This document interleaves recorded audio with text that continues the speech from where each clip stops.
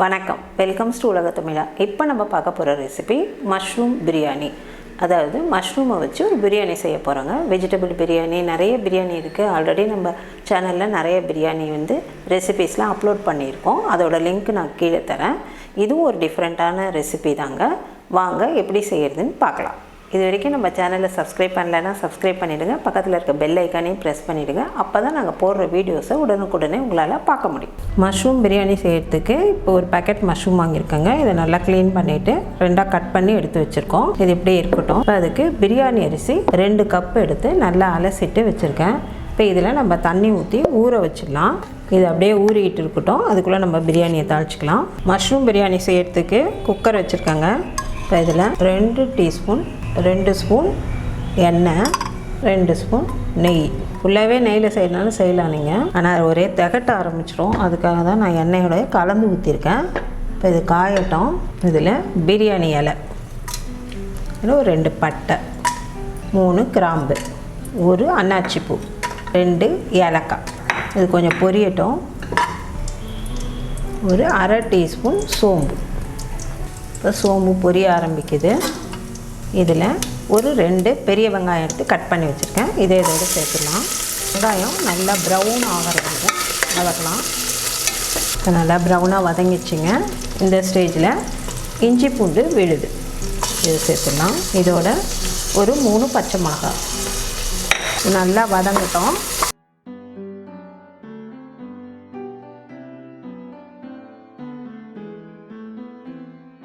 இது நல்லா வதங்கிச்சு, பச்சை வாசனையும் போயிடுச்சு. இப்போ இதோட அரை டீஸ்பூன் மஞ்சள் தூள், 1 டேபிள் ஸ்பூன் தனி மிளகாத்தூள், அரை டீஸ்பூன் கரம் மசாலா தூள். இப்போ இதுக்கு தேவையான உப்பு. இது எல்லாத்தையும் ஒன்று சேர்த்து வதக்கிடலாம். காரம் நான் 1 டேபிள் ஸ்பூன் தான் போட்டிருக்கேன். உங்களுக்கு தேவைன்னா இன்னும் கொஞ்சம் கூட்டியோ குறைச்சோ பார்த்து போட்டுக்கோங்க. இது காரம் மீடியமாக இருக்கும், ஏன்னா நம்ம பச்சை மிளகாய் போட்டிருக்கோம். இப்போ இதில் ஒரு பெரிய சைஸ் தக்காளி, இது இப்படியும் போடலாம், இல்லை விழுதாக அரைச்சி சேர்த்திங்கனாலும் சேர்க்கலாம். நான் சின்னதாக கட் பண்ணி போட்டிருக்கேன். நீங்கள் வேணும்னா மிக்சியில் கொஞ்சம் விழுதாக அரைச்சி சேர்த்துக்கலாம்.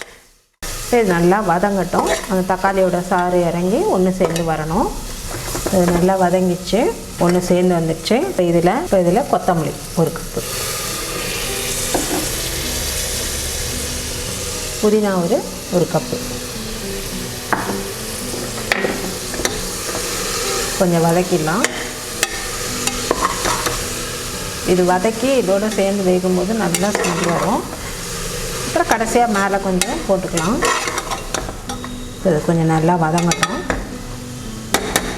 இது நல்லா வதங்கிடுச்சு. இந்த ஸ்டேஜில் மஷ்ரூமை நம்ம சேர்த்துடலாம்.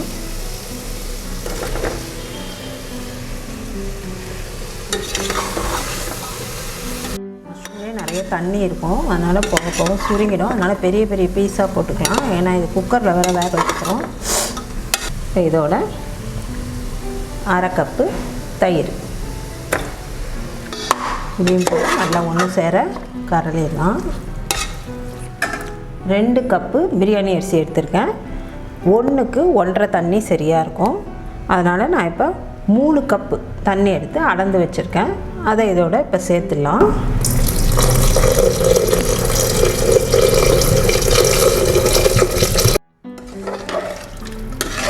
தண்ணி நல்லா ஒரு கொதி வரட்டும்.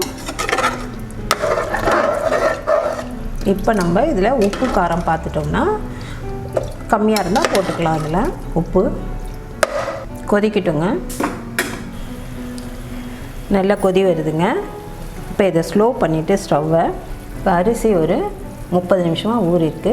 இதை நம்ம இதோட சேர்த்துலாம். நம்ம தாளிக்கிறதுக்கு முன்னாடியே ஊற வச்சோம். இதை நல்லா தண்ணி எடுத்துட்டு ட்ரை பண்ணி வச்சுருக்கேன். இப்போ இதை கலந்து விட்டுடலாம். புதினா இலை 1 கப்பு இதோட சேர்த்துடலாம். ஏற்கனவே நம்ம 1 கப் சேர்த்தோம். இந்த புதினா தான் டேஸ்ட்டே கொடுக்கும், ஸ்மெல்லும் நல்லாயிருக்கும், அதனால தான் சேர்க்குறோம்.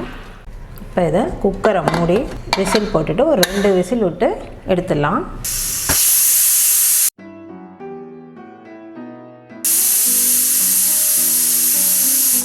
இப்போ 2 விசில் வந்துடுச்சுங்க. ப்ரெஷர் அடங்கிடுச்சு. ஓப்பன் பண்ணி பார்த்துடலாம்.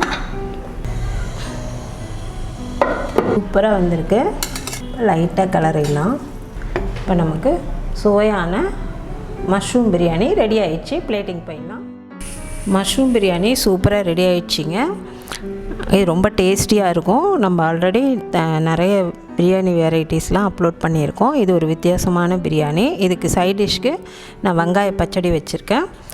சூப்பர் டேஸ்ட்டில் இருக்குங்க. நீங்களும் உங்கள் வீட்டில் இதே மாதிரி ட்ரை பண்ணி பார்த்துட்டு உங்கள் கமெண்ட்ஸை எங்களுக்கு தெரியப்படுத்துங்க. இந்த வீடியோ பிடிச்சிருந்தா லைக் பண்ணுங்கள், ஷேர் பண்ணுங்கள். மறக்காமல் உலக தமிழா சேனலை சப்ஸ்கிரைப் பண்ணுங்கள். தேங்க்யூ.